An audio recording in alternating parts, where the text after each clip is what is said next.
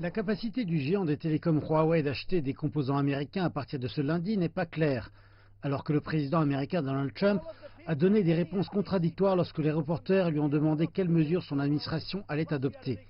Tout d'abord, Trump avait contredit la nouvelle qu'il y aurait prochainement une extension de 90 jours de la licence de Huawei pour acheter des composants américains. En fait, c'est l'opposé. Huawei est une compagnie avec laquelle nous pourrions ne plus faire du tout affaire. Et je pense qu'il a été rapporté le contraire aujourd'hui. J'en ai été surpris, selon lequel nous sommes ouverts à faire des affaires. Nous ne sommes en fait pas ouverts à faire des affaires avec eux. Plus tard, dans le même air, le président américain a une fois de plus changé sa réponse, suggérant que la décision d'autoriser une extension à Huawei au-delà de l'échéance de ce lundi était toujours de mise. Nous verrons ce qui va arriver. Je prends une décision demain. Elle pourrait être temporaire. Elle pourrait l'être ou peut-être que non. Mais nous allons prendre une décision demain. Les États-Unis ont d'abord entrepris en mai d'interdire à Huawei d'acheter des composants américains, arguant que cette compagnie représentait une menace pour la sécurité nationale, ce que la compagnie réfute.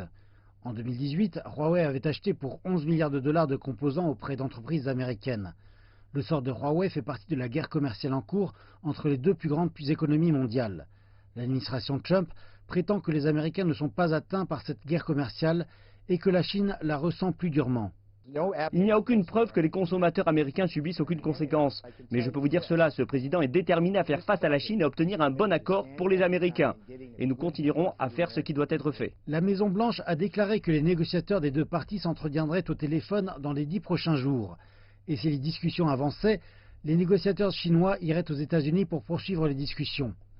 À présent, la guerre commerciale se déroule sur fond de peur croissante d'un ralentissement économique aux États-Unis et dans le monde entier, qui pourrait mener à une récession.